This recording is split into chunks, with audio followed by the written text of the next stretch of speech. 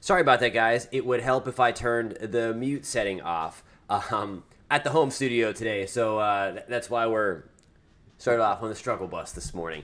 Anyway, talking about last night when we were streaming live until about 2 o'clock in the morning, we talked about that this was going to be likely one of the most. No, thank you guys for pointing it out. Appreciate the team have my back. We talked about that this would be one of the most intense Atlantic hurricane landfalls on record. Now, it looks like it is going to be tied for the most intense hurricane landfall on record. Again, at least initially, once the final reports come out, we'll see if it takes number one. Right now, the pressure is down to 892 millibars. When we last talked last night, it was at 900, and then it jumped back up to 901. Now it's at 892. More importantly, the wind speeds.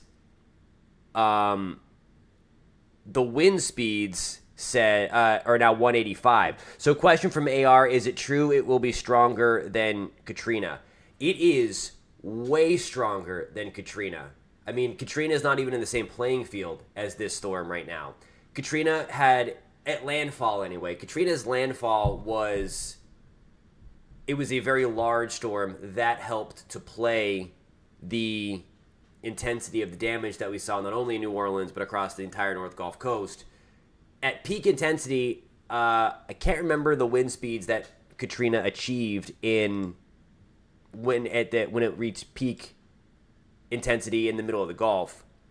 But here's just kind of a look at where we stand right now. As I'm talking to you this morning, the last Hurricane Hunter pass for the 10 o'clock update from the National Hurricane Center came in with 892 millibar pressure.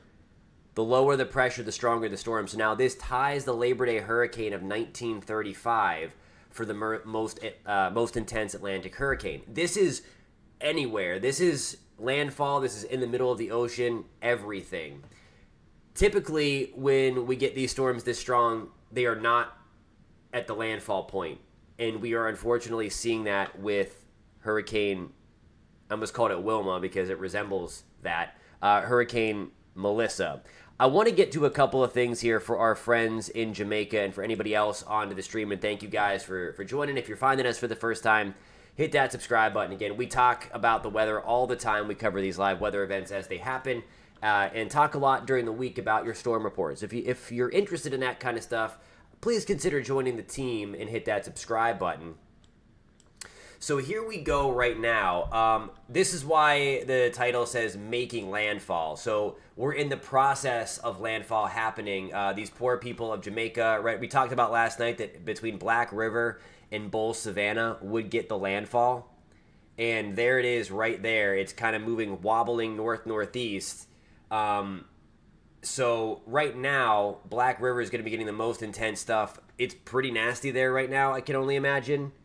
But right here, we start to get into that yellow color. That is the Eyewall. So that is where those 185 mile per hour winds are packed into.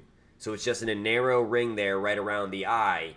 But it's going to be wild because Black River will see the sunshine probably in about 30 minutes, 45 minutes, give or take. That's whenever it's going to come through. No, we talked about last night that it would be closer to noon local time for Jamaica, the landfall. So it's always like late morning, early afternoon. Mark says landfall next hour for Jamaica. No question about that.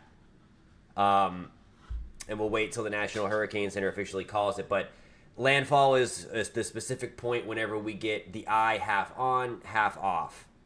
That's what the official landfall is. I've not seen any footage from Black River.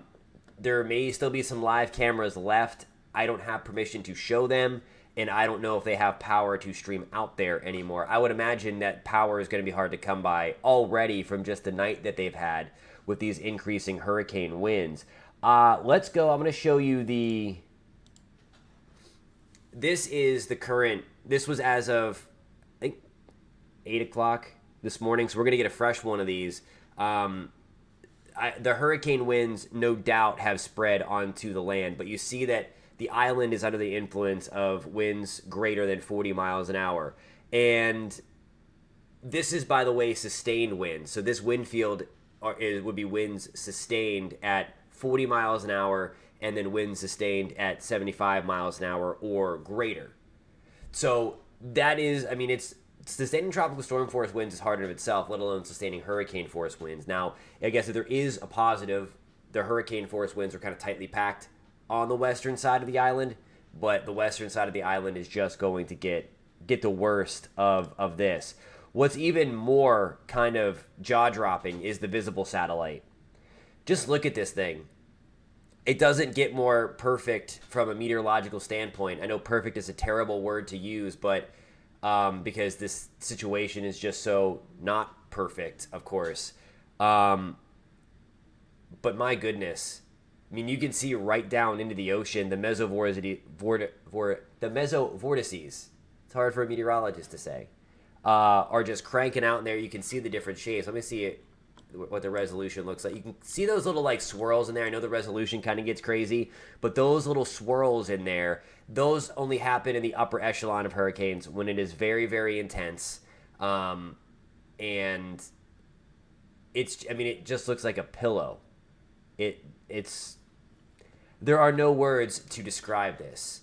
So the other thing that I don't have use of because it's not in the United States is the radar out of Jamaica, which it has been having issues anyway going online or offline. So what I'm showing you now is this is the satellite thinking on what the radar reflectivity could look like if we were showing radar.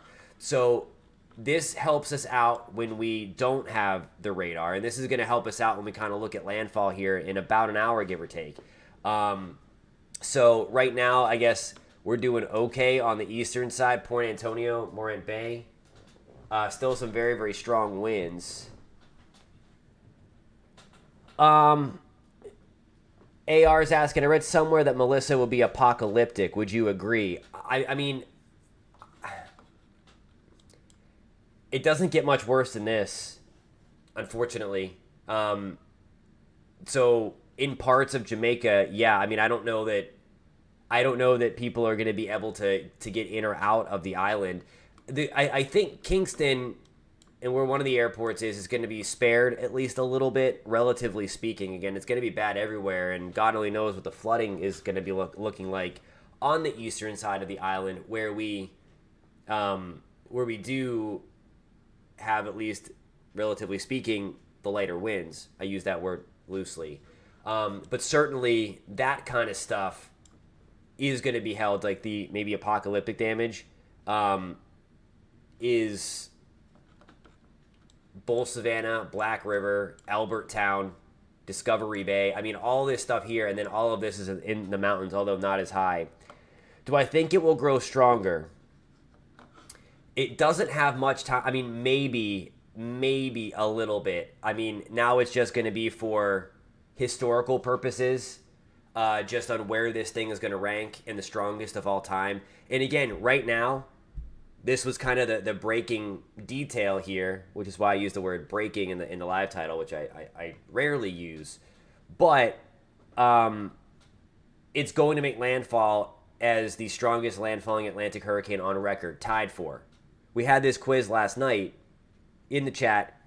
Let me know the other two that made landfall in the Atlantic Basin. We're just strictly looking at the Atlantic Basin landfalls. The other two hurricanes that made landfall with this kind of intensity. Bonus points there. Yeah, 12 to 15 storm surge for sure.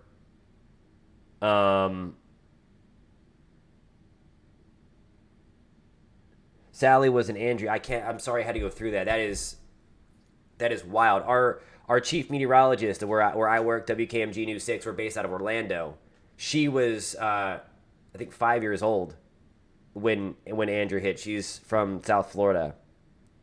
Yeah, the millibars have dropped below 900 officially. We are, way below 900. We're at 892 now. So there are the statistics. There's the location. If you're just joining us, the things that have changed since we talked at 2 a.m.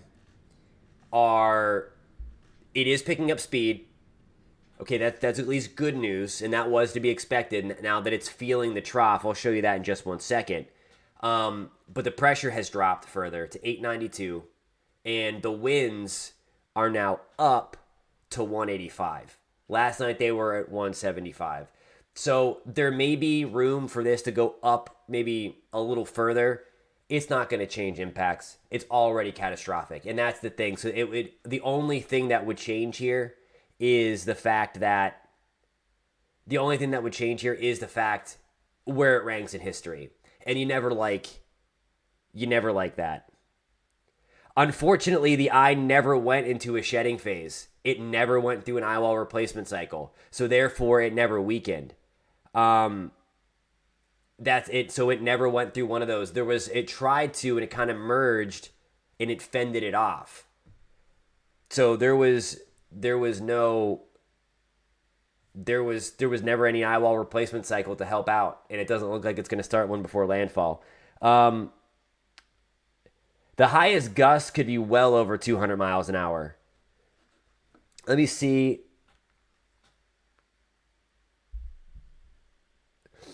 I want to see here if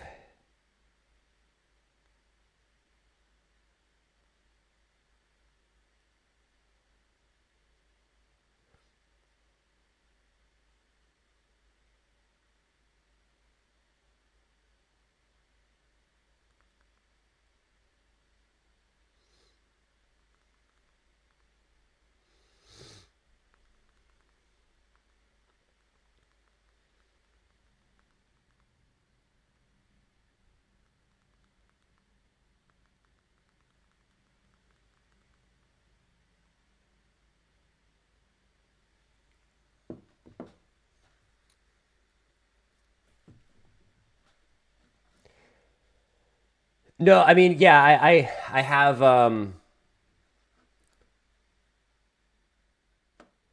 it's hitting Jamaica as we speak. No, I could pull up what the official gusts are. Um,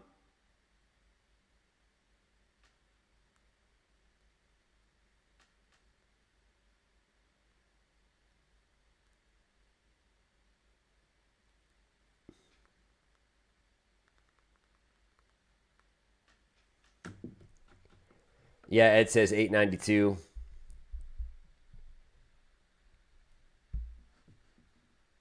Let me see.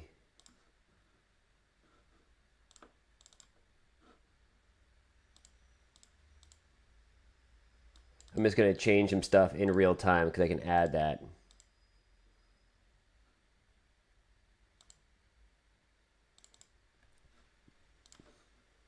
So bear with me.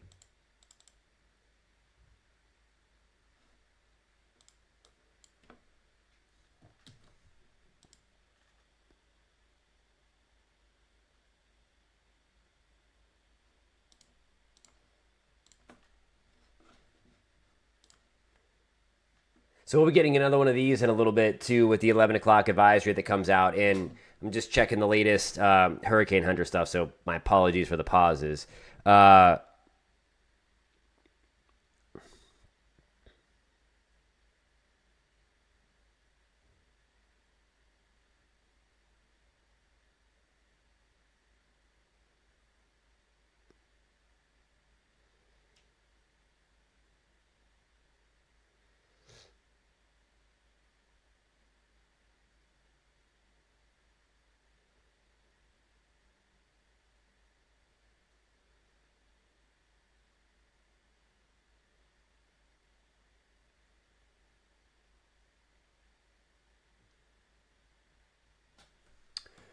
All right, so at last check here, we are still watching Melissa continue to strengthen on approach to landfall, which is going to be rather shortly, relatively shortly.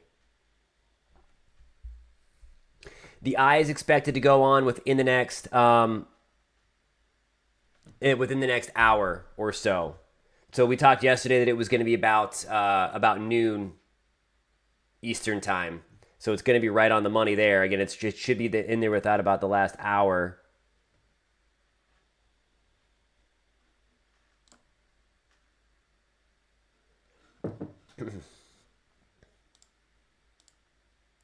We were looking at this a second ago, but I wanted to kind of explain what this is. Since we don't have the use of the Jamaica radar, the satellite this is the satellite looking down on the storm and then kind of projecting what the radar reflectivity will look like. So this kind of helps us out a little bit to give us a gauge. We can't see any of the kind of small scale features in there, of course, like supercell thunderstorms or things like that.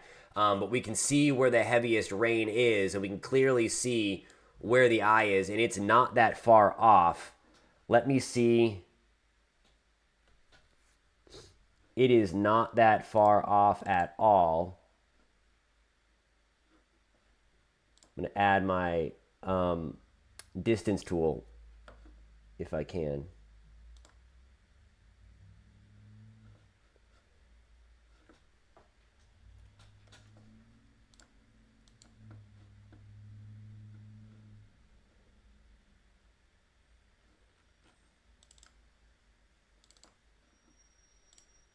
This might take a little bit to load. Came on pretty quick. All right. Now it's still loading.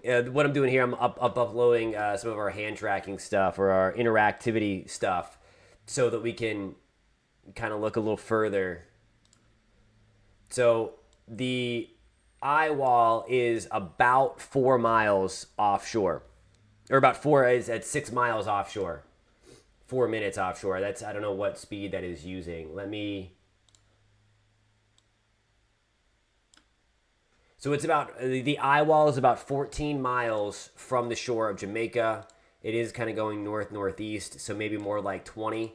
So that would mean like, and this needs to update. This was from 10 o'clock, so we're going to get a fresh one of these coming up any minute now, whenever that 11 o'clock advisory comes out. And again, we're just kind of anxiously awaiting to see if there's any change for the strong. I mean, again, to be clear, nothing is going to slow the thing down. If it gets stronger, it's really not going to matter. It's, at this point, the damage is the same as it goes through.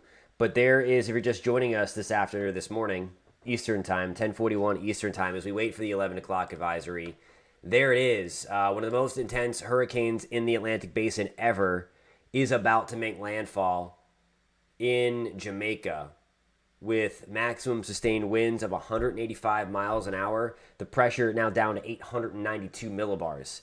When we talked, again, we signed off last night, I think at about 1:30 in the morning, and it was at 9:01 after dipping to 900. For historical perspective, and again, there's going to be much more time to talk about this. Right now, we're 100% thinking about the poor people of Jamaica. This is now going to slide into tied for third based on a pressure standpoint, and it ties it with the Labor Day hurricane of 1935. The other interesting thing is the Labor Day hurricane stands as the most intense hurricane to make landfall with the highest wind speeds at landfall, and it could tie that as well. Also, Dorian is involved, but the pressure was lower in the Labor Day hurricanes. That's why it's technically number one. It was more intense with the same wind speed. Yeah,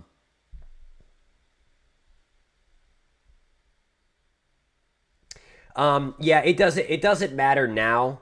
The sun won't do anything because now at this point there's clouds over it. The water's all going. That water in near Jamaica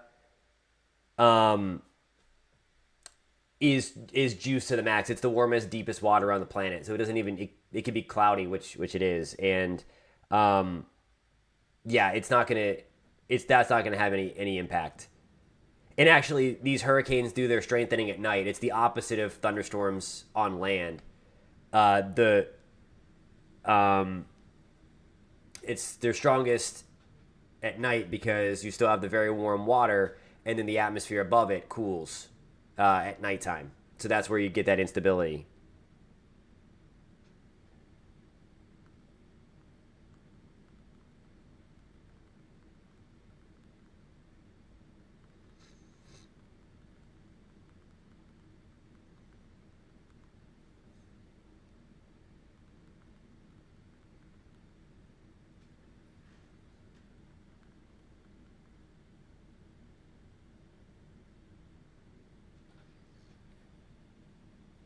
Hey, Lord Stormy at 33. Good to see you.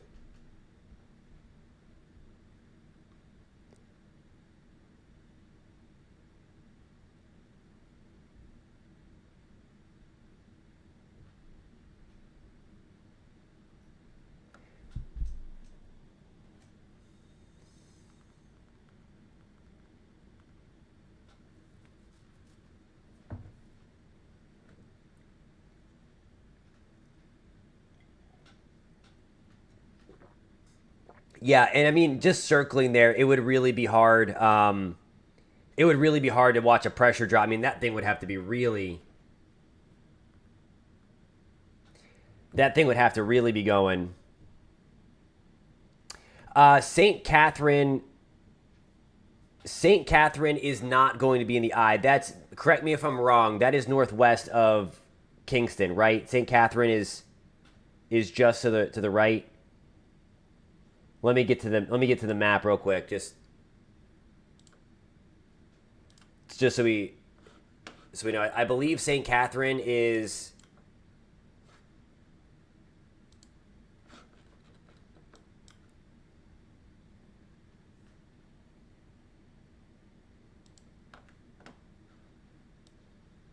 over here. Maybe more like that. So no, St. Catherine is not going to be in the eye. Yeah, Pam mentions no shearing or anything. It's unbelievable. Carl says it's unusual that it's basically had no weakening at all to this point.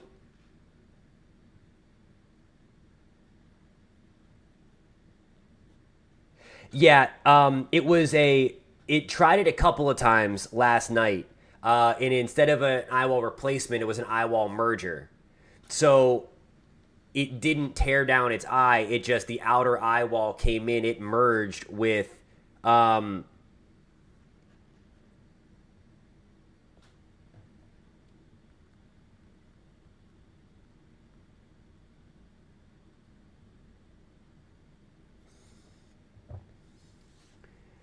So it merged rather than replaced. So therefore, it never disrupted it. Yeah. So St. Catherine is not going to be in the eye wall.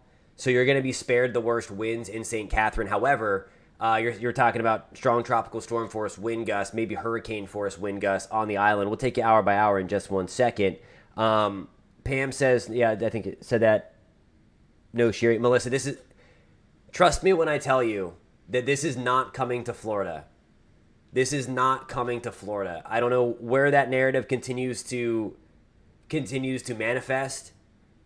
The front that brought us all the storms the last couple days, that is what's keeping this away. Okay, it's not even close to Florida. You got it, Sebastian. Be safe if you are in Jamaica, or I hope your family's safe if that's where they are. Yeah, again, it's not even close. Let me see. I think I have the surface map on this radar. And there she is. There it is. That front right there is the reason why this is not coming to Florida. And it's the reason why it started to feel that dip in the jet stream. Let me show you the water vapor imagery, actually, because that tells you the story of what's steering this thing. And we'll see how crazy the water vapor looks. I mean, just last night, historic water vapor imagery. We looked at that live during the stream last night.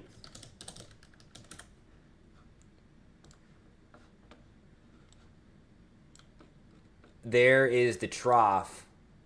And we were talking last night that trough would likely help it to breathe further. And you can see the outflow still. That means that it's breathing. So all the thunderstorm stuff is being lifted up and then spreading out in the stratosphere, and then it's being evacuated away from the storm itself, so we can continue to pump up those thunderstorms around the center.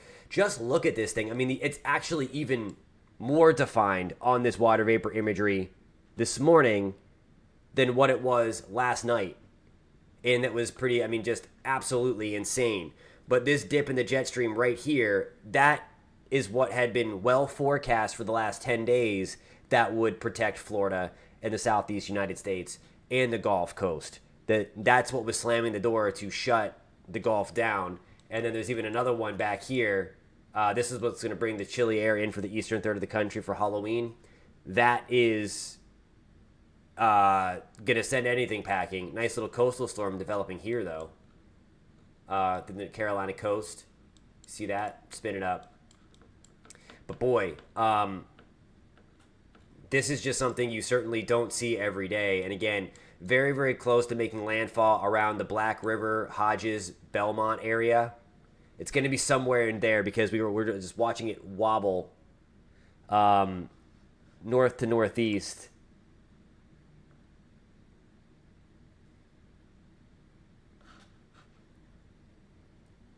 Yeah, no, it's crazy. It's more defined now. Um, it's more defined now.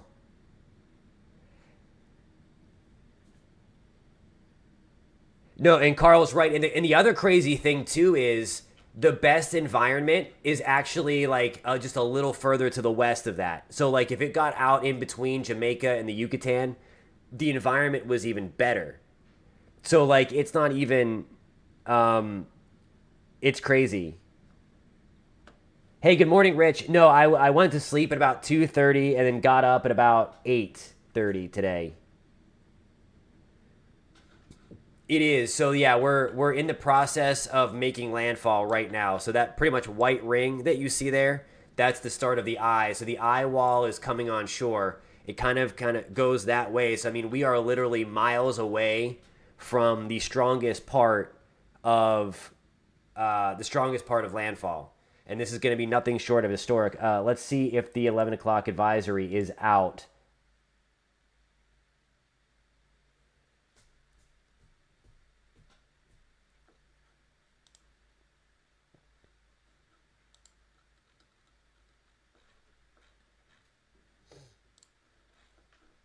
Just going back, trying to find where I put my satellite graphics in my weather show. Okay, so still waiting on the 10 o'clock advisory. And this is going to be telling because that's probably the last. I mean, there's always a chance that in the final report that it does get corrected. It does get changed. And there you go. From the infrared satellite, we have the Eyewall on shore. The cool thing about these satellites is they're so high definition now. They're so technologically advanced that we get these high definition scans very, very quickly. I think less than 5 minutes.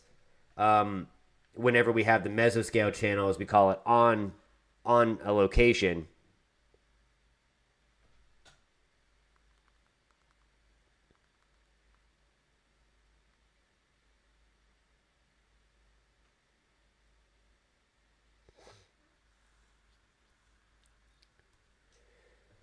Okay, so there it is. There's the 11 o'clock advisory in. There has been no change except for the forward motion. Now, the reason why it's picking up speed is because of the trough that I just showed you. That is what's grabbing it, turning it to the northeast, and lifting it. So now we're at the north-northeast at 9 miles an hour. That is an increase of 2 miles an hour. So now we're picking up speed.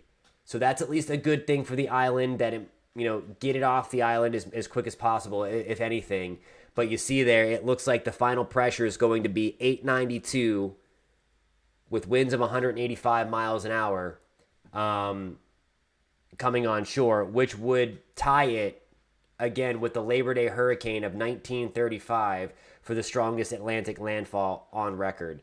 It is very, very rare that you have a hurricane. We certainly have Cat 5 hurricanes make landfall. One like this, though, when you're at like the upper echelon of like a category 5. Like when 160 seems weak, you know you have a strong storm. And that's what we have going on right now, unfortunately, on the west coast of Jamaica. We'll show you the latest track for our friends in Cuba as well, because then the situation's going to turn there. So obviously the mountains are going to weaken this storm considerably. Considerably is relative. And then we're expecting a Category 4 landfall on the eastern side of Cuba.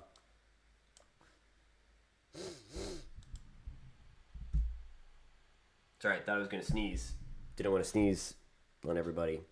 And then still maintaining potentially major hurricane status through parts of the Turks and Caicos. So we could have 3 landfalls here, depending upon if the eye hits part of the Turks and Caicos. It's still not going to be the best go of things. And then if it threads the needle again, our friends in Bermuda, we're not forgetting about you, but it could still make landfall or get close to Bermuda. So on the table, there's the potential for 4 landfalls. It gets really hard for a hurricane to make landfall in Bermuda. It doesn't happen that often. They get close. And then same for the Turks and Caicos, because there are so many of them and they are on the tiny side.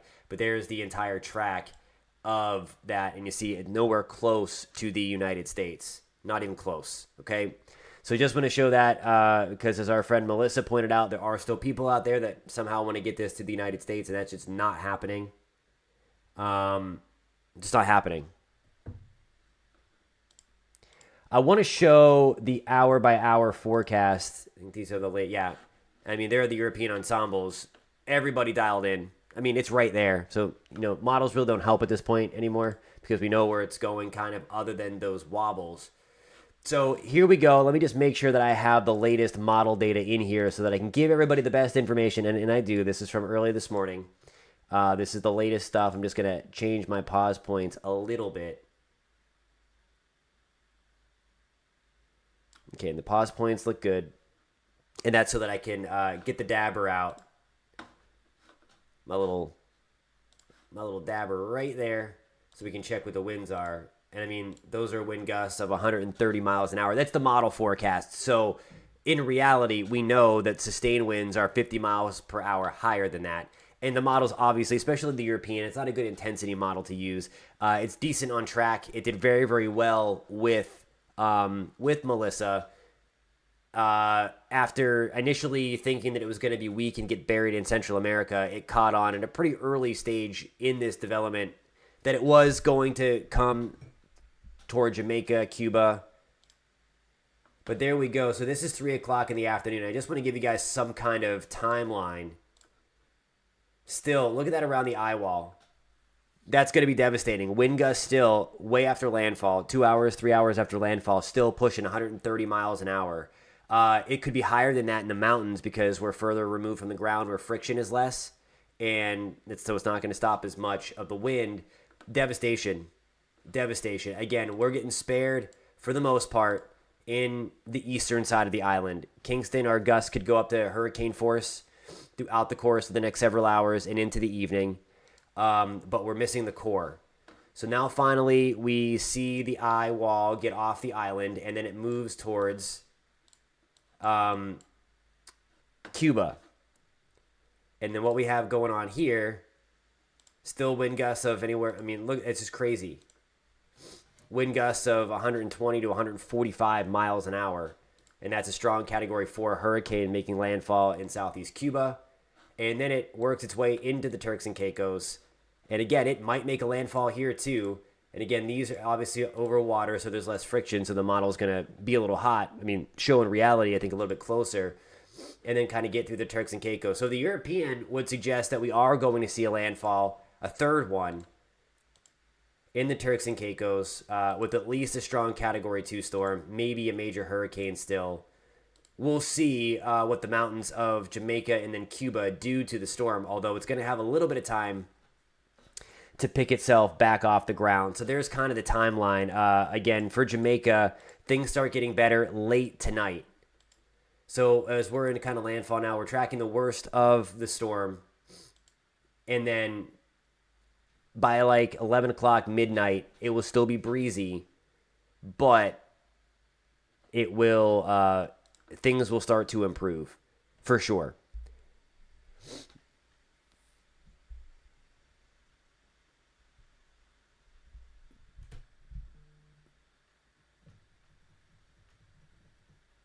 Yeah, it's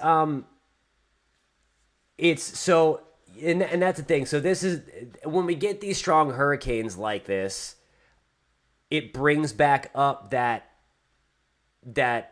Cat 6, the Category 6. Do we need a Category 6? And the reason why there isn't a Category 6, because once you get to Category 5 status, damage is not going to change. yeah, it's certainly more intense, but the damage is not going to change. So that is why there's not a category. The second thing, what is happening here is the anomaly to the norm. Typically, we do not have hurricanes sustaining Cat 5 status for a very long time. Once they get there, they kind of reach their peak intensity. They'll go through an Eyewall replacement cycle, and then it will never reach that intensity again. The Ivans were different. The Irmas were different. This is different. The Dorians were different.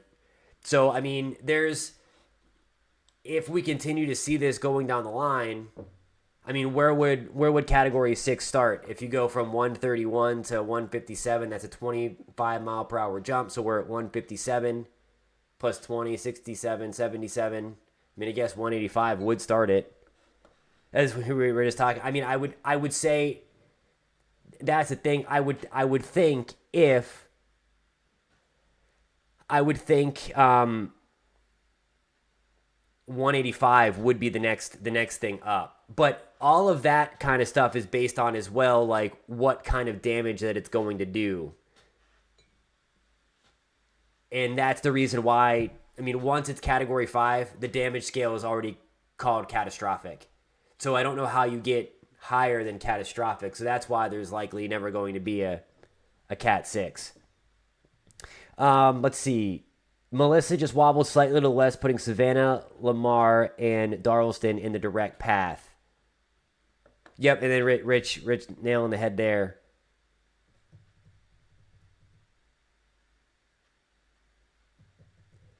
Gosh, I don't know. I mean, someone alerts story. Oh, you need something to scare people in a shelter. Evacuate. If this doesn't scare people, I don't know what does. That's the thing. I mean, obviously here on this channel, like that's our goal is not to scare people. I just mean from a satellite presentation, it doesn't get much more scary than this. I mean, look at the visible satellite. It's wild what's going on right now with this storm. Hey, William, good to see you again, my friend. But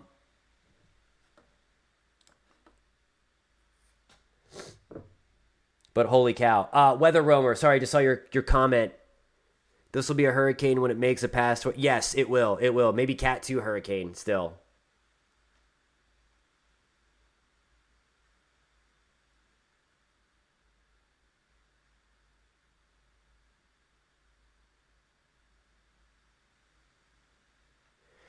That's a good point. There is another level, though, I will say, in damage, because that can all be measured. So that's why there is a Cat 4 versus a Cat 5. All of this is based on wind speed and the damage that wind does.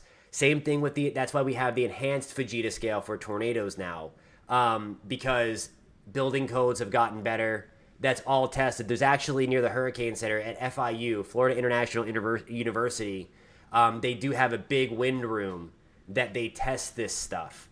They test damage, and that's how these kind of damage scales are done. So there's a lot of science and engineering behind those scales. So that's why there's a change from a 4 to a 5, where 4 I think is devastating, 5 is catastrophic. I mean, semantics, say what you want, but and all that stuff. Denny 5 is asking, what's a hurricane like on the ground? I've never been in one. Europe doesn't really get them. This seems pretty bad. If I have anybody in the chat that has been through a hurricane, I would love for you to post in the comments what it was like. I have only been through one. It was Milton last year, and we were well inland, and the storm was it was collapsing pretty quickly. But from what I can tell you, is that there's this, from the people that I've talked to that have been in multiple hurricanes, it's just an onslaught of wind and rain for however long it's lasting, and the noise that they make. The noise that they make is just otherworldly. And one thing that I witnessed from Milton as it came through the Orlando area was just, you can hear the wind in the distance before it actually gets you. I mean, that's how wild that is. And then you can see kind of the power flashes going off in the distance. when the wind is kind of taking down power lines and transformers and things like that. So it's crazy. But if anybody in the chat's been through hurricanes before, please help our friend Denny Five out from across the pond in Europe. He's asking what it's like to go through, because again, by the time Milton got to Orlando, it was falling apart pretty quickly. The rain was still intense, but I can't imagine just riding out one of these things near or in the Eyewall for hours upon end. Okay, awesome. OX, CJ, and Greg, if you want to read those, awesome. Thank you guys for the comments there. Because yeah, this is crazy what's going on. Thank you guys again for the weather conversation. We were talking about this last night. This is why this channel is here, to talk about the information, and to just kind of have a place to nerd out and talk about the weather. Of course, pass along impacts whenever we have situations like this as well. But if you do like that stuff, if you do like the weather, if you like hearing and learning about the weather with science and meteorology and none of the scare tactics and some of the BS that's out there that people do just for clicks, consider hitting that subscribe button if you're finding this live stream helpful, and if you're just hanging out with us kind of talking about these hurricanes. And again, this is the part that I love about social media and YouTube, is that we're all kind of giving our friend from Europe here all of our experiences going through hurricanes. And I hope anyone from Jamaica on here is listening too, because this is vital information to get through it. And one of the other things too is what I'm seeing from a lot of these comments coming through is the noise. It's the noise, that constant roar.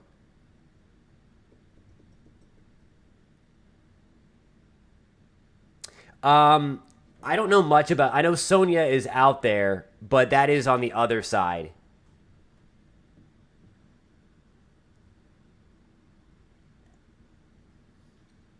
I'm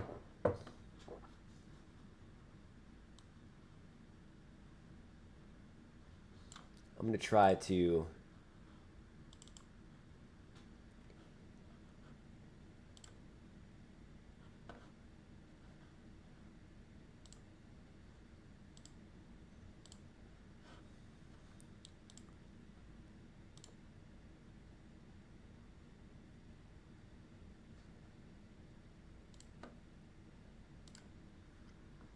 I'm going to try to pull up some of these comments. Stand by, please. We'll see if I can get this to work.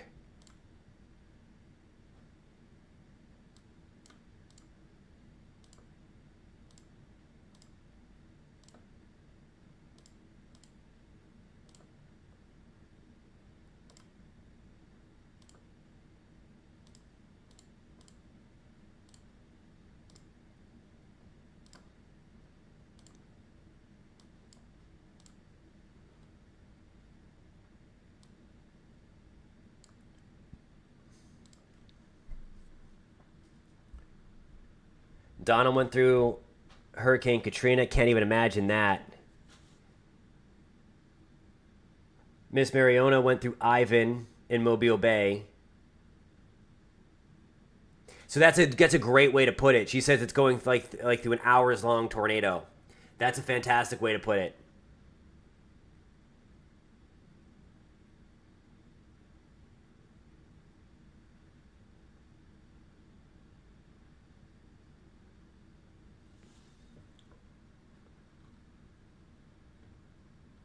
Yeah, the hurricane hunters last night got jolted. I mean, I'm sure they're getting jolted right now. But the NOAA plane had to bail because turbulence was so bad. I think in the southwest Eyewall, at least one of the quadrants. I think it was southwest, but I could be wrong on that one. Just absolutely crazy. I've only heard of them having to abort the mission in a hurricane. I mean, those men and women. I was lucky enough. I told this. I don't know if I told this story last night when we were live, but I was lucky enough prior to the hurricane season. I'm a meteorologist out of the Orlando area, and we had our hurricane preparation special that aired on our newscast, News 6 WKMG, if you're in the greater Central Florida area. And the hurricane hunters invited us out to hang out with them that day. And so we got to talk to some of the pilots and meteorologists on there, and they were talking about the one time that they had to bail. Now it's two times because it was just too rough. That the turbulence was too bad. Those people that fly those planes and get into those planes are crazy. It is a relatively safe process because they're looking at the radar. The meteorologist that looks at the radar tells the pilot, okay, got to bank this way, got to go this way. You just got to go kind of perpendicular to the wind flow there. I couldn't even imagine what it's like to fly into one of these things, but to have to bail is crazy. They have the drones now that the uncrewed aircraft that they can launch out of the belly of the plane and then continue on and get some things out of there. But holy cow, just crazy. Lee says his experience, Cat 1 winds, is how far palm trees can bend without breaking. That's a good one.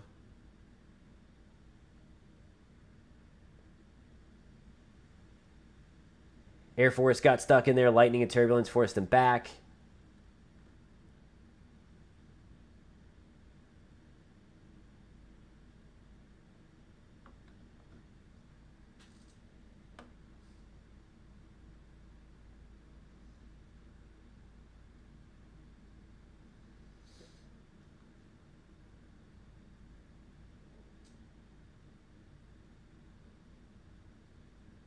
So Santa Cruz, Jamaica, they're barely missing the Eyewall. Let me see if I can get Santa Cruz to pop up on the map.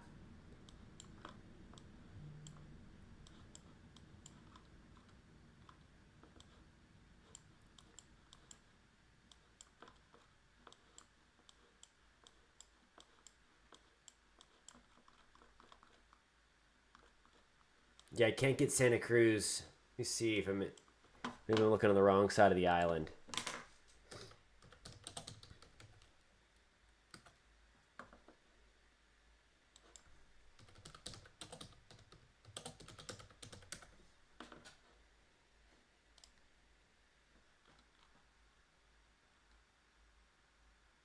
Holy crap. Okay, so they are far, like they are decently far away. They're over here.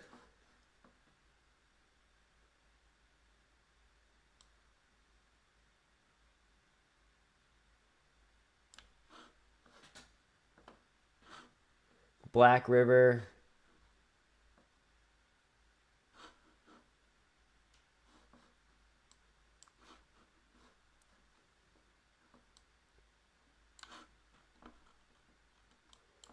So they're kind of out here by Manville.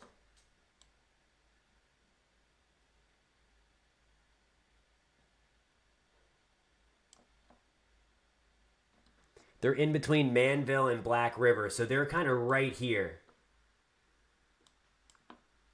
So and there it comes. You can see the shoreline in the clouds. So this thing is going to make landfall like in Hodges or Black River. And again, we are in that process as we speak.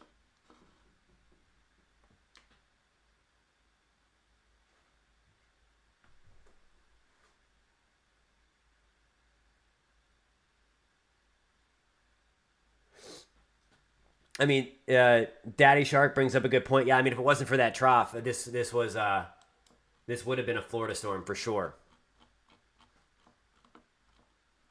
That's what climatology says anyway. I mean, they get far west and then feel it, but we started the cold fronts early, the troughs early. Look at that thing.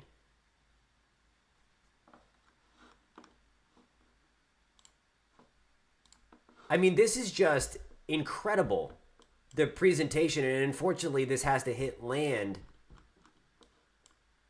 But you can see down there the vortices. Hard for me to say that word. Vortices.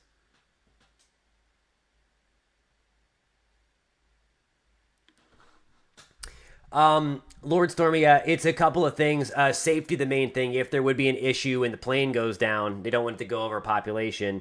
Also, there's no point at that point to sample it anymore because now you have observations on land to measure the storm. So there's a couple of things. It's not safe, and now there's ground observations that can measure the storm, whereas over water we do not have any observations. That's why they don't do that. Let's take a look at the infrared satellite imagery again. Someone mentioned that the eye looks demonic. And I mean, look at that. I mean, that looks, when you add the color, and what we're looking at here, the difference between what we were just looking at, the infrared is measuring the temperature of the cloud. So that's why we can still look at satellite at night, because it's taking the temperature of the cloud. Those brighter pinks, that means those cloud tops are very, very cold. And the colder they are, the higher they're up in the atmosphere, because temperature decreases with height.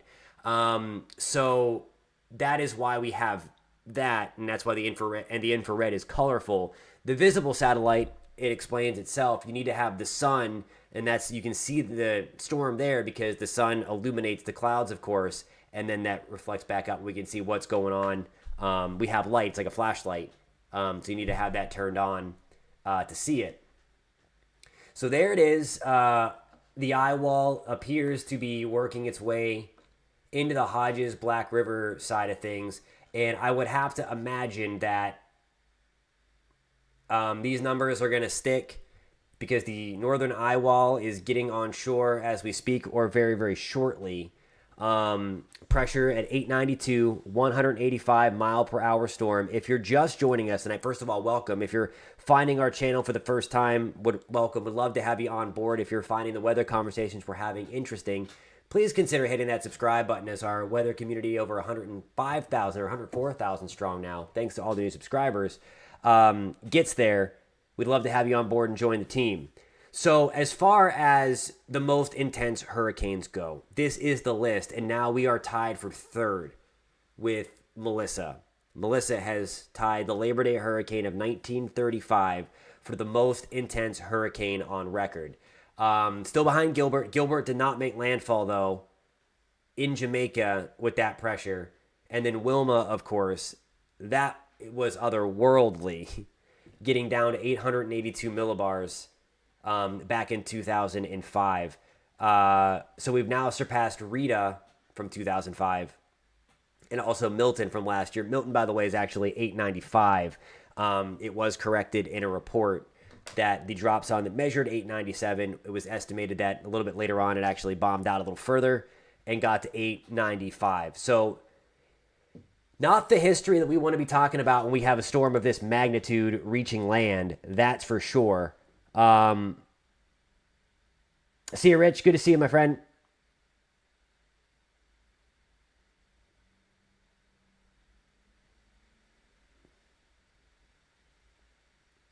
And nobody has seen a tropical storm that has had a core like this, a warm core. It broke a record, then broke its own record last night. Lee brings up a good point. Yeah, he says as dangerous as hurricanes are, they are also essential to regulate the temperature on Earth. That is the reason why they're there. So they do serve a purpose. Unfortunately, sometimes land gets in the way. We like when they're nice big fish storms and just stay out in the middle of the Atlantic and they can do their thing without hurting anybody. Farm Girl says, went through Charlie and 9 others. The wind and noise is nerve-wracking, and the snapping of tree branches and other debris is frightening. Brandon, this is not going to come to the United States. No, so this is not even going to get close to the United States. See you, Melissa. I will catch you tonight as well.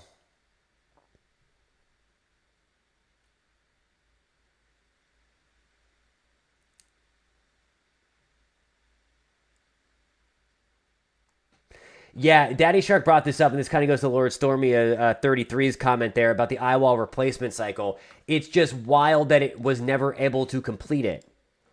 And it was almost like, the best way they can put it, like,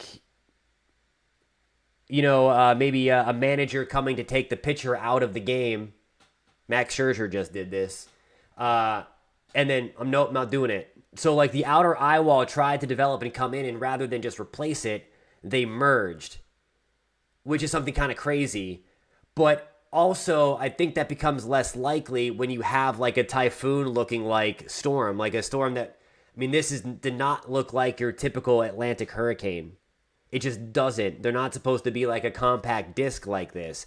This is something reserved for the warm, deep ocean waters of the Pacific, where they have a lot of time to churn and little land to hit until they get to the Philippines or to Japan or to somewhere in the Pacific. So it's just very, very wild to see a storm like this.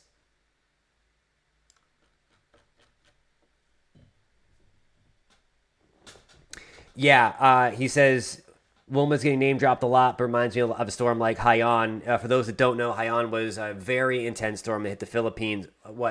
10 years ago, give or take? It was a while ago, but that's one of the most menacing storms ever.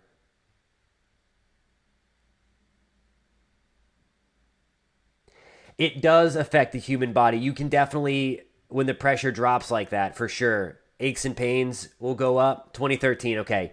I couldn't remember if it was 2012 or 2013. Hey, what's going on, Cheryl? Hope you're doing well in British Columbia. I know you guys just got some heavy rain too at that atmospheric river event. I hope that the casualties, Richard One says casualties unprecedented. I really, really hope that people were able to take warning. I know there's not much you can do.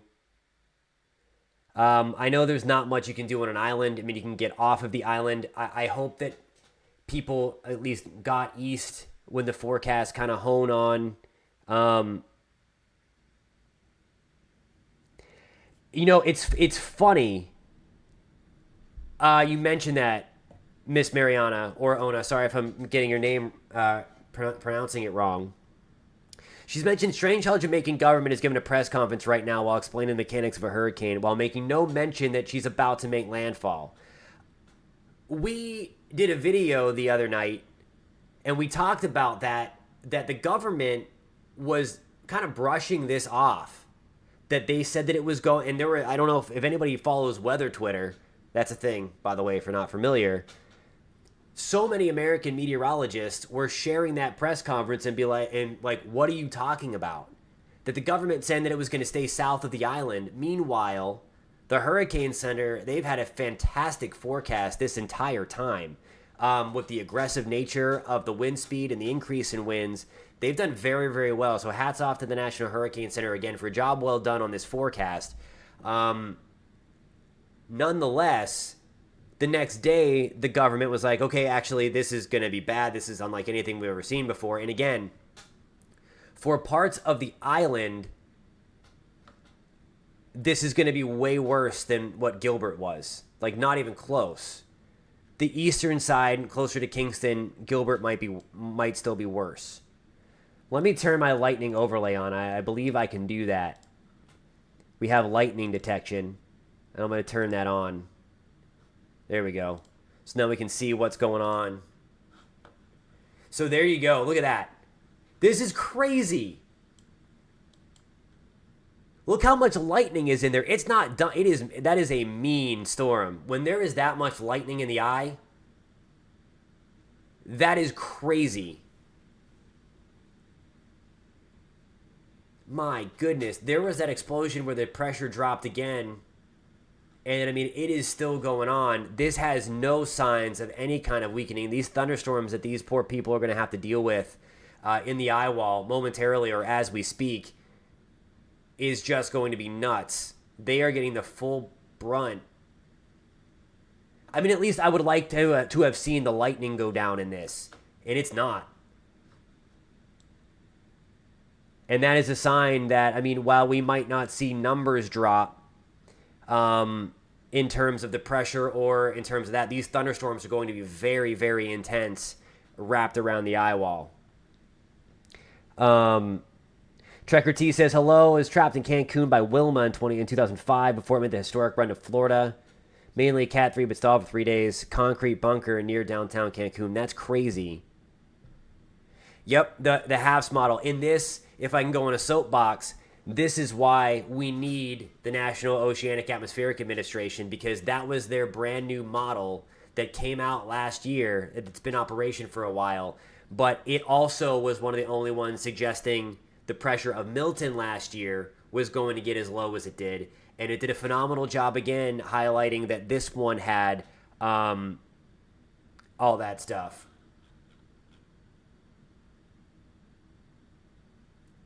So the CDO, to me, it still looks like it's a compact disc. It gets a little oblong down here.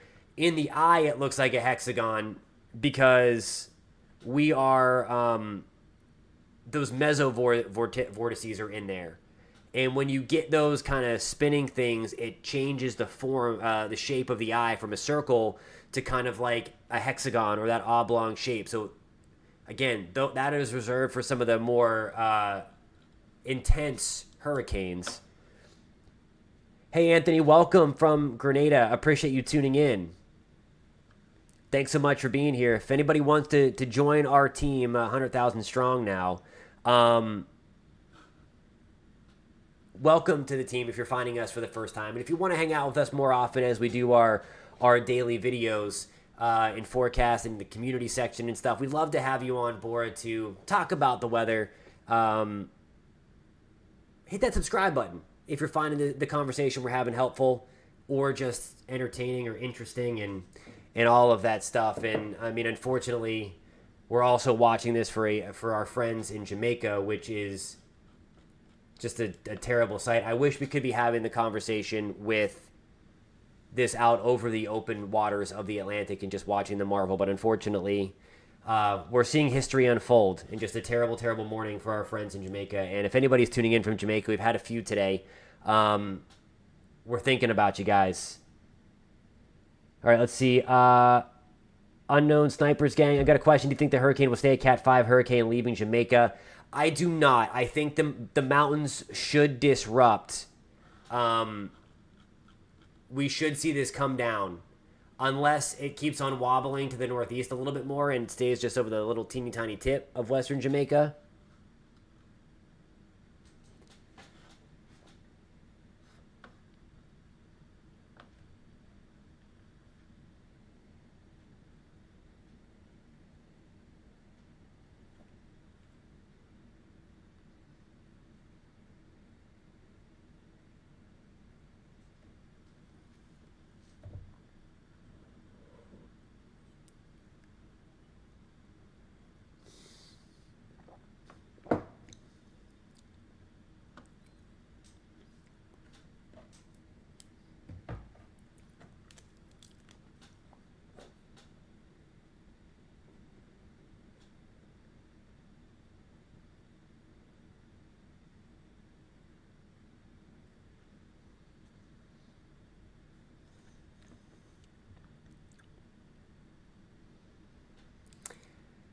Let's see. Does Melissa still have enough time to get stronger?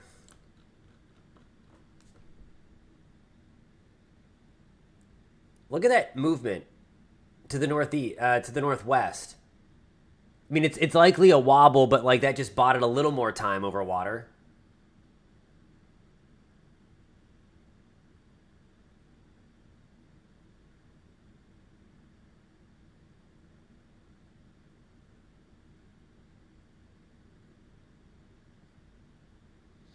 So I mean, I guess while it's out there, it still has a little bit of time to do so for sure.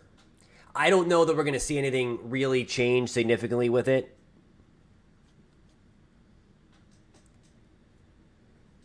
But as long as that eye remains over water, as long as the eye remains over water, it's going to continue to intensify. And I mean, again, basically how I would put it, the amount of lightning in Melissa right now, right around the Eyewall and in the eye, is just a testament to it is like whatever you're throwing at me, it's not working.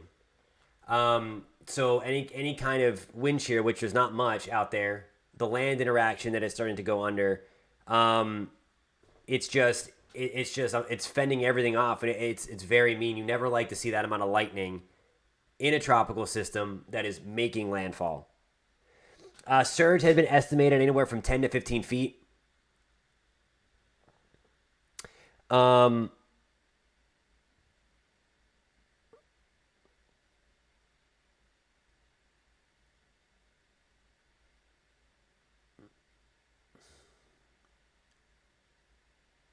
yep. So the question is, what's it like inside the eye? It is very calm. It is very, very calm. Hey, Miss Mariana, if you hang on for 1 second, I'd love to know some of the things that they said about that. Uh, if they said anything noteworthy that stuck out to you on that press conference. But yes, so inside the eye, it's completely calm. So if you are hanging out now in Black River or Cambridge, you are going to get the most intense. You are going to get the most intense winds of the storm, and then all of a sudden the winds go calm. You will see the sun for a short amount of time, for however long it takes to get that eye wall. And that's where people think that, okay, the storm's over. And then you have the back half of the eye wall and the rest of the storm to go. So that's the crazy part about it, is that the calmest weather is right in the eye of the storm. The strongest weather is right before the eye gets there. So again, you are going to see the sun at night. I think it's even crazier because you see stars, and if the moon is out, you get the moon. I've never experienced that before. I mean, I hope I never have to, but I just can't imagine that feeling. And that's where it gets a lot of people will go outside of their homes and then get nailed by the back end of the eye wall.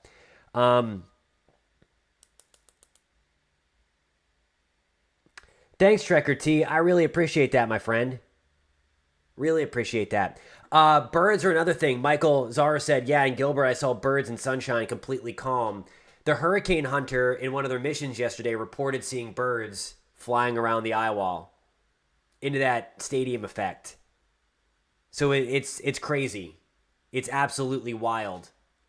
I wish I had my videos on the other computer at work in our digital center there, but I have the stadium effect. If anybody's ever seen that, when the hurricane hunters fly through and it's just like there are clouds, it looks like you're in a stadium, like on the football field. Then you're looking up into the stadium. That's what it looks like. That's what the eye wall looks like, and that is because of what we call subsidence or sinking air. We get high pressure to develop on top of the strong storms, and then air will sink right in the center of it, and when air sinks, it dries out and warms up. So that's why they're also measuring how warm the temperature is of the storm and of the eye, and how dry it is, because all of that is indication that the storm is very, very healthy.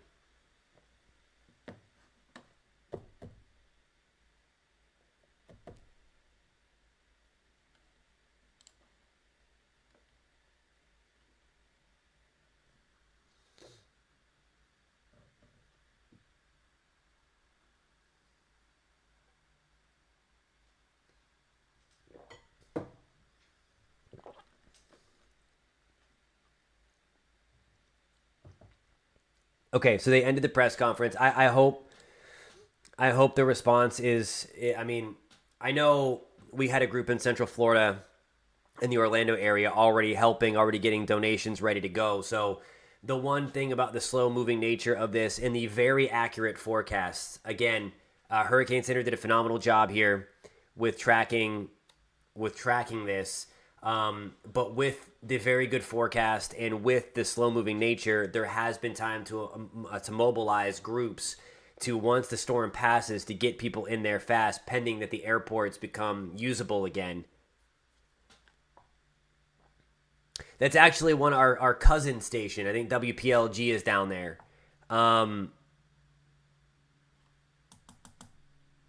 Working on that, working down there. So I hope that they're staying safe. I don't know that I would have gone. Like, I think I know storm chasers do that, but this is a rough one. And I hope they're also being sensitive to the people that live there. Hey, Glenn from Delray Beach. That's awesome. Well, welcome to the stream for the first time. Appreciate you having you on. I'm in the Orlando area. It's not that too far away.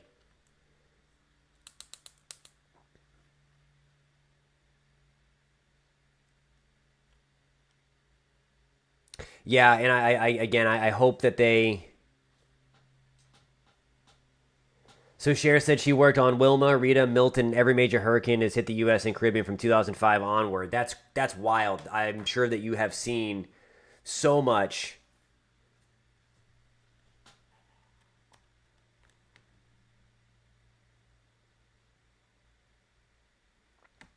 Yep, and Michael Czar brings up the great point here. Hidden danger with the eye was that when we were kids in Jamaica in 1988, thought it was over and then got the back half of it. And that's exactly what we're talking about here. That soon, I mean, they're getting the eye wall now. So the worst part of the storm, like Black River is just getting, in Hodges, I know that's really bright for a second, but they're over here to see what's going on. Let's check to see. Oh, it's coming back. There we go. All right, so you can see the edge of Jamaica, and I'm gonna do it again. I'm gonna play with fire and get close. So there's the southwest edge of Jamaica sliding through, and the eye is starting to come on shore. So now we are officially in the process of making landfall. I am not certain about the record for lightning strikes in a tropical system. I know Ida, when I was tracking Ida once that hit Louisiana a few years ago, I think 2020, there was a ton of lightning in that storm as it was coming ashore too. And like that's just always like my indicator. Like I call it, it's mean. Whenever it's firing off lightning like that, it is a mean storm. Like obviously they don't have a real personality. It's a storm, but like when it is. It's a mean storm. So yeah, and Ronaldo said it himself. I mean, you rarely see this much lightning in a hurricane, and that's just because it's so warm. To get lightning, you need to have ice in the cloud. You have hail in there, and they collide and separate charges and all that stuff. So you need to have ice in the cloud to get lightning. So that's why you typically don't have that because it's so much warmer in the tropics than it is anywhere else. And everything. Yeah, that's another good one. Michael had a lot of lightning coming ashore. This is just crazy.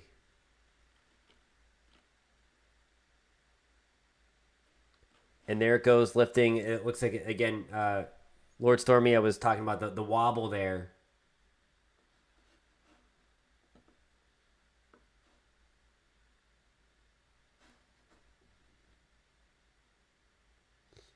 Hey, Joan, how you doing in Indiantown, Florida? Always get a lot of tornadoes, for sure.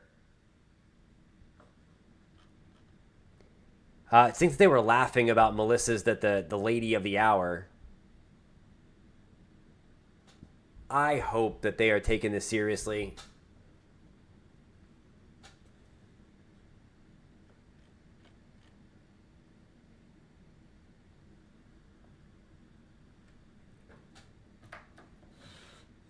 When I talked to the Hurricane Center once, again, because we're a news outlet, I work for WKMG News 6 in Orlando. So we talk to them every year, and we're in obviously close communication with them and stuff. As we try to get our Central Florida residents ready for hurricane season every year. We do that in May, and then we air everything in June, of course, on the start of hurricane season. But the director told me once, he was like, wobbles matter. And those are basically unforecastable at this point. You're now casting. You're in real time here, and it's just like because it's so intense and there's so much going on, it's going back and forth. Trekker T does bring up a good point. The path of Melissa, while devastating to some, is the best Jamaica could have hoped for. The most populated area and agriculture and coffee area will be spared. So that is a very good point. And while, of course, we don't want to ever wish the worst on one part or another, his point is definitely valid here because if it would have come up like closer to Maypen or Bogwalk, putting Kingston closer to the Eyewall, that is where the higher population is, and that is where obviously more of the infrastructure is. The deal is, though, they still are going to be dealing with the very heavy rain, 20, 30, 40 inches of it. So that might, that might counteract some of the stuff. Let's go to the radar.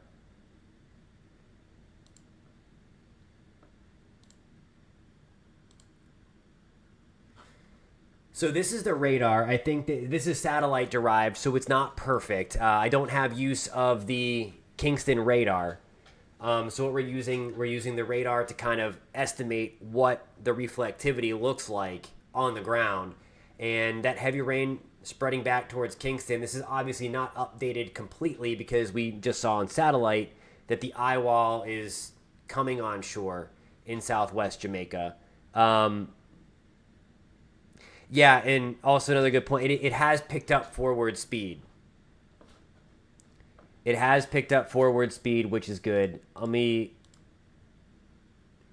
Yeah, it does look like a north-northwest wobble for sure. Like it wants to ride. That's crazy.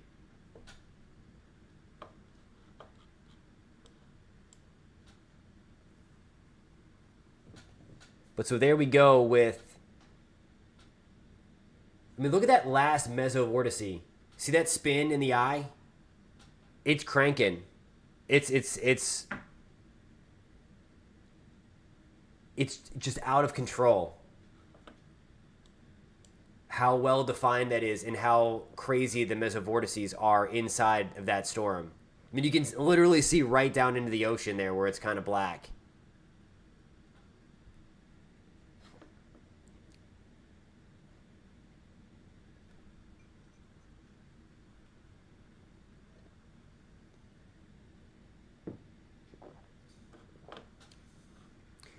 All right, we have the first troll of the hour on the stream. We made it how long?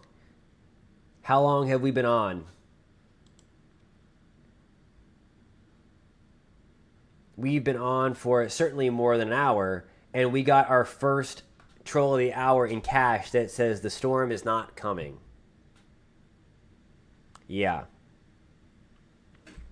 So, Surging Circuits, that is a fantastic question. He's asking, does NOAA have a submarine that can surface in the eye to take measurements? NOAA has contracted a company called Saildrone. So what there are two things here. They have these underwater torpedo things that they can go underwater to measure the ocean heat content. And then they have the sail drones, which they create waypoints, and then they send them to where they need to go. They're very slow moving, so they have to be on it. So I'm sure, again, with the high confidence in this forecast and this slow moving nature, that we got sail drones in here. So over the next coming days, we might see video of those sail drones. So those sail drones can get into the eye. I think they got it into Hurricane Sam a couple of years ago, and just had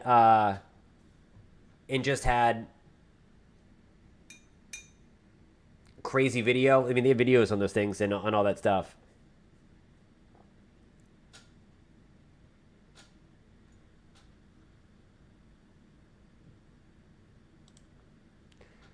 All right, so Cash has made it into the timeout. We're going to put him in timeout for 10 minutes.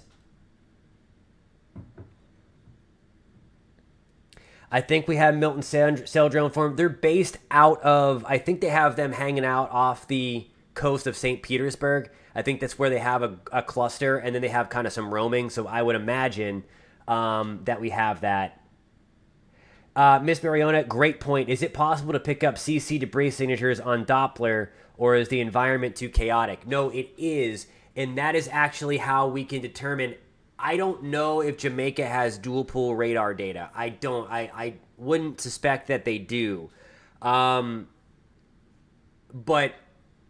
in those hurricanes where the birds are in the eye, we can use that correlation coefficient on the dual pool radar, and we can determine that it comes up blue in there, and that would signal that there are birds in the eye. So yes, we can use the CC, the correlation coefficient product on dual pool radar, to determine that there are non-meteorological targets inside the eye or elsewhere. So it's crazy. Hey Mark, what's going on?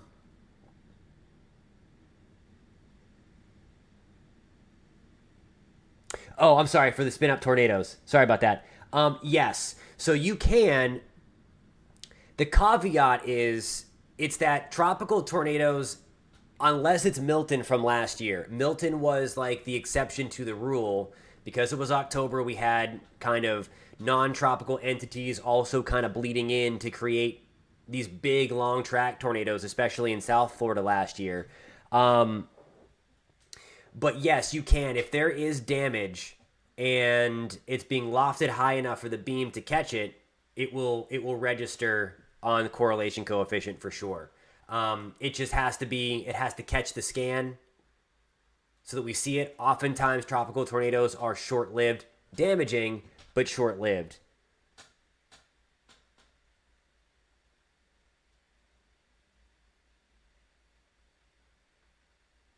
I follow typhoons not as religiously, not as religiously as the Atlantic hurricanes, but I definitely follow them for sure.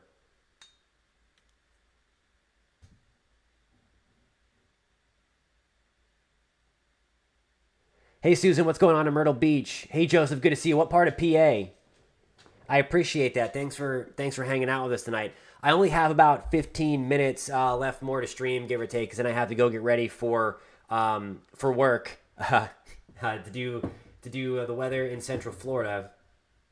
But I wanted to hop on here and talk to you guys because we talked about it last night. That I would do my best to stream as we got close to landfall today, as we had a lot of people from Jamaica on, a lot of people interested on what is going on, why this is happening, and all this stuff. Crazy.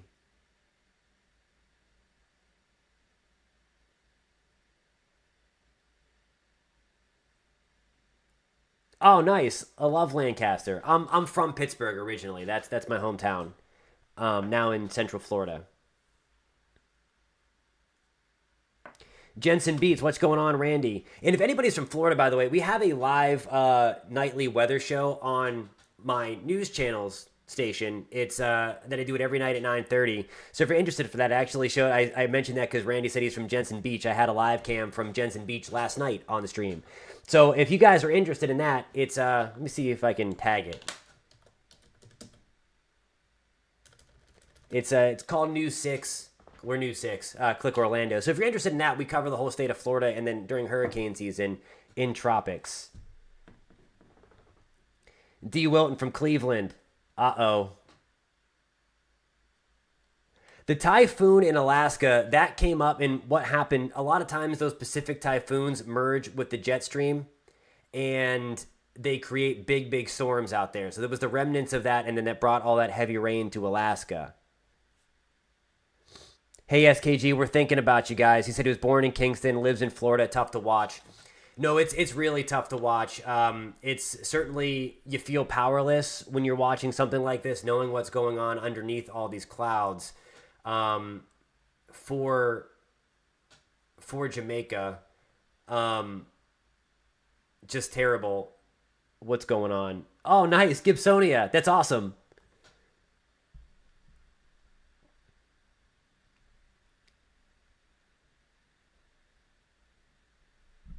I hope this is the last big storm. The issue with the Caribbean is that not only is the water warm, it is deep. Let me show you what I'm talking about. And we call that tropical cyclone heat potential.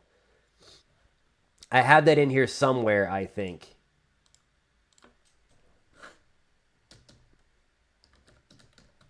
Bear with me. All right. So here is... This is what we call the tropical fuel, or scientifically it's tropical cyclone heat potential. So where we have... It has done something, because you see where the dropout is. You see where that... This is kind of cool, actually. So great point. Because of the slow-moving nature, it has done something to kind of cool off the Caribbean. So where you see the green and yellow there, it has upwelled enough cool water, even though that water is super deep. But that is what fueled this. If this was in another part of the Atlantic, it would have likely choked itself out with some cooler water because it would upwell that cooler water that's just below the ocean surface. In the Caribbean, it's not only warm at the surface, but it's warm several hundred feet deep. And right now, Melissa's hanging out here over the warmest water and warmest deep water in the world. But we still have, if anything were to get going, and there's nothing concrete that we're going to be talking about anything else this season. There could be a flare up in the Western Caribbean. I think the United States is done though. This is where the environment was even better. If it got out kind of closer to the Cayman Islands, where that deep dark red is, that is what Wilma found, and that is why Wilma went crazy in 2005, because it was out closer to this loop current, we call it. It goes up and then down all through here. So just crazy stuff. But I mean, it still has very warm and very deep water to go. Of course, it's making land, so it's not going to make any difference right now, or making landfall, but it did help to cool something down. Let me look at the actual temperature itself real quick to see what that did. Okay, that is not. All right, my sea surface temperature data is not coming in today. Try one more. Nope. So that's something I'll try to post over the next couple of days. A lot of times it's really cool to see like where the hurricane tracked, because it did bring up some cooler water. So, I mean, at the very least, Melissa did help cool down the Caribbean a little bit, but just wild. All right, if you're just joining us tonight or this morning, I don't even know what time of the day it is. We're watching landfall right now of major, that's an understatement, a Category 5 Hurricane Melissa. It's making landfall, tied for the strongest Atlantic hurricane on record to make landfall. Allen has the record from 1980 as the strongest Atlantic hurricane ever by wind speed at 190. Wilma has the record of most intense storm in the Atlantic with its pressure down to 882, just for some perspective. But in terms of hurricanes making landfall, this is now tied for number one with Hurricane Dorian back in 2019 at 185 and the Labor Day hurricane of 1935 in Florida with 185 mile per hour winds. It's actually tied for that because the Labor Day hurricane was more intense than Dorian was.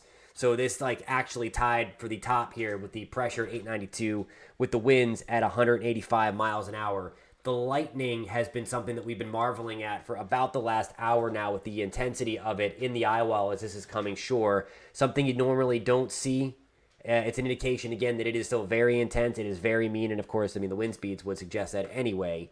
As it makes landfall on the western side of Cuba, probably within the next 30 minutes to an hour. We said yesterday it was going to come ashore about noon. It's 11:52. It'll probably be closer to maybe 12:30 or 1 o'clock in the afternoon Eastern time that we get the official landfall of this hurricane. And again, unfortunately, one for the record books.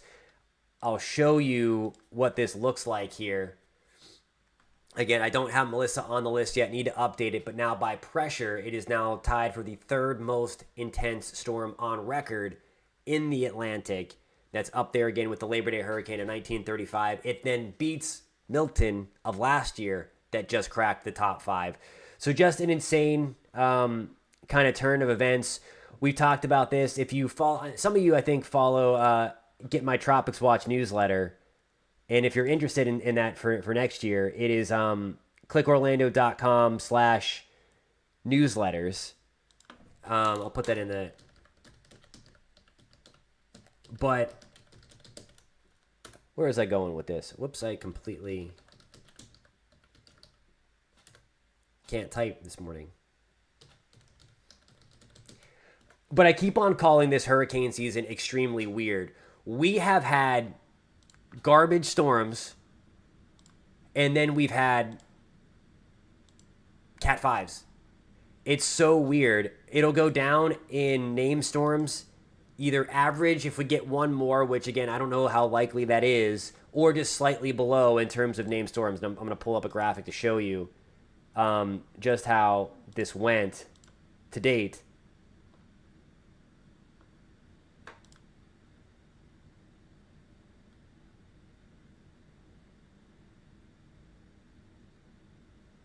Okay, maybe I didn't put it in here. But anyway, oh, there it is. Yeah, I knew I had it in here somewhere. If you could see my weather show, it's crazy. So let me get my face out of the way so you can actually see this list. Andrea, super weak. Barry, weak, although its remnants went into creating the really catastrophic floods in Texas. Chantal, tropical storm, but it did bring catastrophic flooding to North Carolina. Dexter was weak. And then we had Cat 5 Aaron. First hurricane of the season, boom, Cat 5. Fernan was out there as a weak tropical storm. Then Gabrielle, boom, Cat 4. Then Umberto, boom, Cat 5. So that was the first time in history that we started off the first three hurricanes where it became major hurricanes. Then we had Imelda, and that would have been a major hurricane if it wasn't for Umberto interacting with it. Then we had Jerry. Karen was a subtropical storm, very short-lived, in the North Atlantic. Then we had Lorenzo. And then Melissa, Cat 5 hurricane. So it has been a super, super weird hurricane season in the fact that I don't know if anything explains quantity versus quality or quality versus quantity better than that. Because, again, it's going to technically, I have to look to see what... There's two metrics to measure a hurricane season. Number of named storms and then something known as accumulated cyclone energy. It starts being generated when the storm becomes a tropical storm, and it increases, of course, as it gets stronger. So I'd have to see where we stand now with Ace. I've not checked that since Melissa has been born. We were slightly, I think we were pretty much average on the intensity of the season. But number of named storms, we're going to end up either average when all said and done, or a notch below average. So that's something that obviously we'll stick a fork in that, and we'll cross that bridge whenever we get there. But anyway.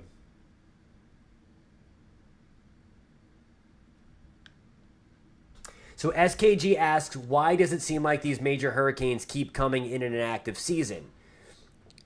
The one thing that we like when there are a lot of storms out there is it does churn up cooler water.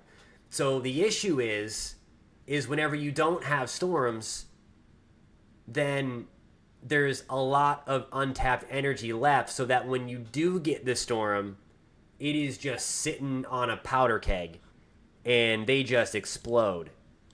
That's one of the reasons why that we see that. Daddy Shark said we just got lucky this year. Ace in the U.S. is about 130. Jomo, I think you're forgetting last year we had Helene and Milton. We definitely had a rough year last year in Florida. We also had Debbie. We had 3 hurricanes last year in Florida.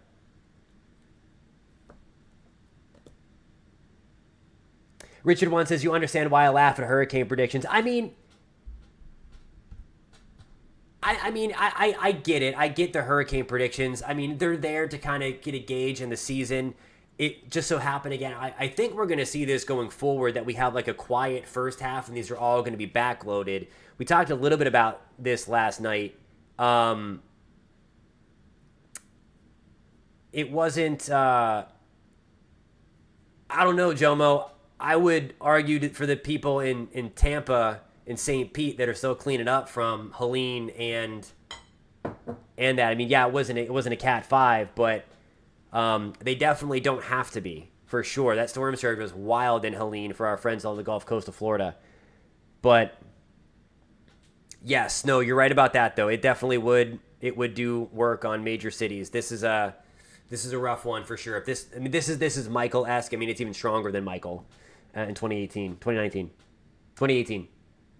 Michael was 2018. Dorian was 2019.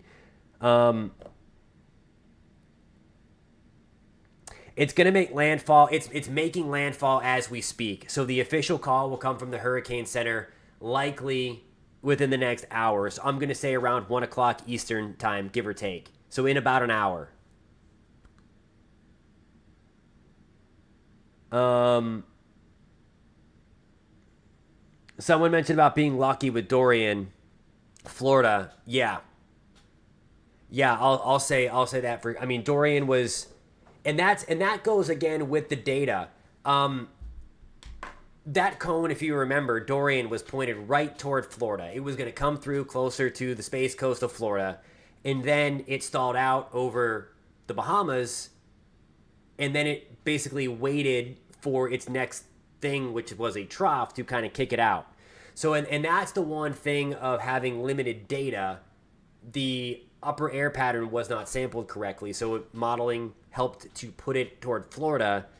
Once we discovered that, okay, hey, we're going to drop out the steering currents, and then eventually we're going to have a trough come in and push this thing out. That is why that forecast then eventually changed to keep it off the shore from Florida. But yeah, someone mentioned about Lucky, all that stuff. The remixes, do you mean like where it would rank? I mean, in number of storms, it's going to be a below average season, or average. If we might get one more just randomly pop up. So it's going to go down as an average season. So it's going to be middle of the pack. But it has made history again twice with having 3 Category 5s in one season. That's only the second time to do that in recorded history. 2005 had 4. That year was just bonkers, as we all know. And intensity, I have to look to see where we stand now. I have to look at the rank. I've not looked at the ACE, the accumulated cyclone energy recently, as we've been trying to track the storm here. Yeah, I mean, wobbles matter, as we just said, and it is wobbling to the north and west. Maybe we can limit as much land interaction as possible here. I mean, again, maybe I'm wish casting, but this is going to be devastating regardless. It's on land. It's impacting western Jamaica. But if we can limit the amount of land that it impacts, again, I think Kingston, Port Antonio, Morant Bay, we're certainly missing the worst of this. I'm not saying it's a walk in the park by any means, but we're certainly missing the worst.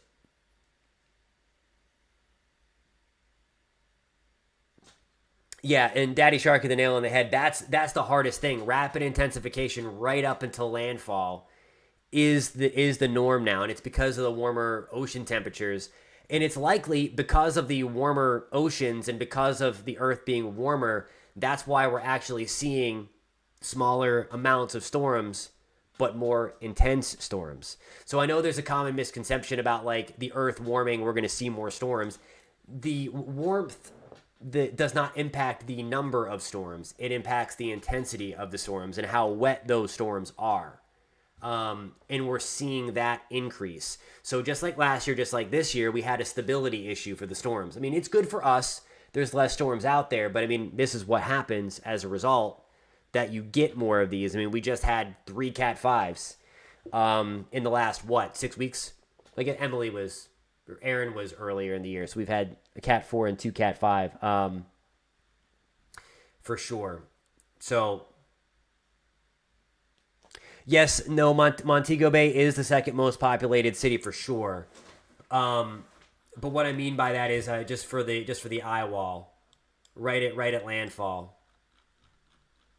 But the eastern side definitely is more populated. So hopefully everybody got out of Montego Bay and got to the eastern side of the island, or just left Jamaica different. Or altogether, I mean.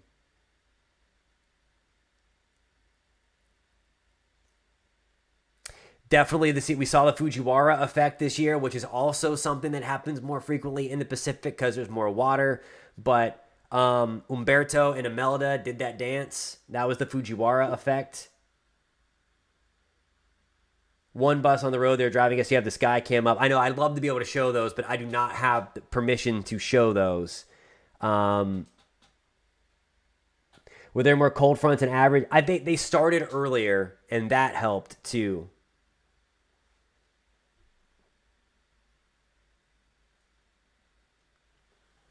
Yeah, and Christopher Steppett, yeah, obviously the good point with everything. The tourist side, that's obviously where most of the resorts are on the western side of the island for sure. And I mean, again, I mentioned before, this is not a walk in the park for Eastern Jamaica. We're just not taking the Eyewall. Everything is relative. It is bad everywhere.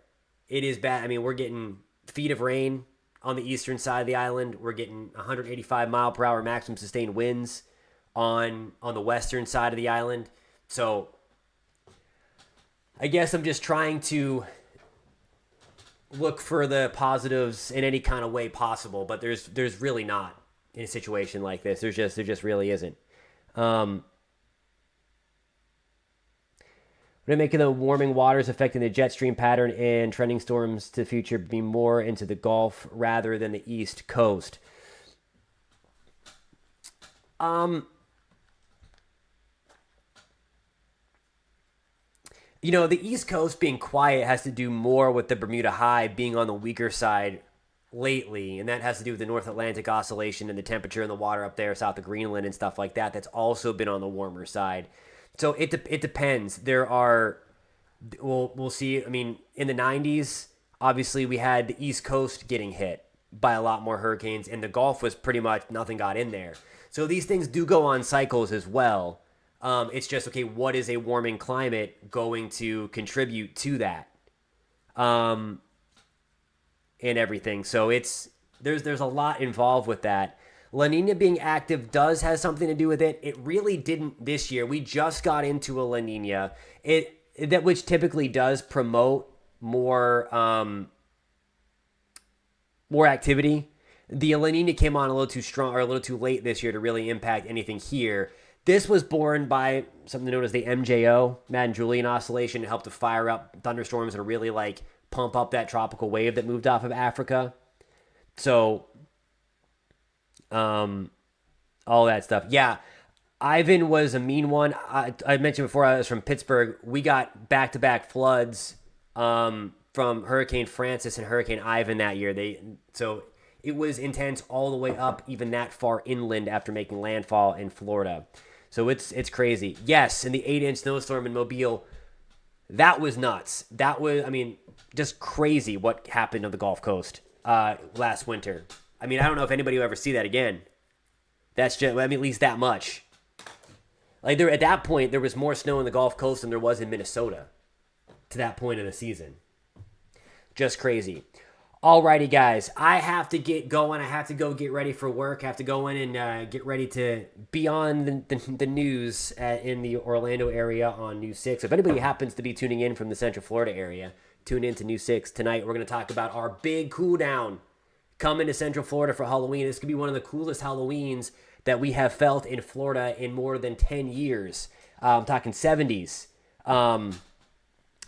So we're going to be talking about that tonight on the news. I have anybody tuning in from the Central Florida area, Orlando, Melbourne, Daytona Beach, Ocala, Bushnell, Lake Panasoffkee, Sumter County, all those areas.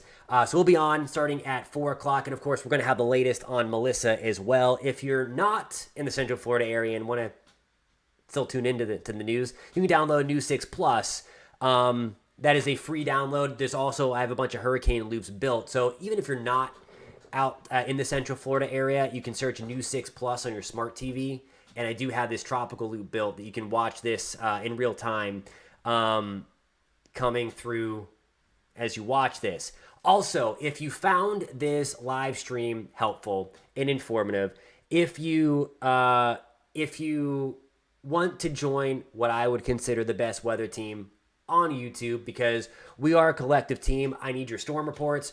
We're trying to grow and we're trying to become a little more widespread and increase some of the technology, and I need your help to do that with those storm reports and everything like that. So if you are interested in joining the team, please hit that subscribe button. I mentioned last night we're going to do something exciting and start to add some tiers to the channel where you can earn badges and get into members-only live streams and things like that. So really appreciate you guys tuning in. Really appreciate the support. And just one final thing. I just want everybody to be safe in Jamaica, in Cuba, the Turks and Caicos. We're keeping a close eye on this, but we're thinking about you guys. And that's first and foremost what I want to make sure that everybody takes away from this is that, yes, we are certainly marveling at the meteorological side of things. We're talking about the science, but there are people being impacted. And That's what I don't want the storm chasers that are on the ground to forget, and certainly the meteorologists or weather weenies out there that are doing this, that there are people going through hell, literally people going through hell right now.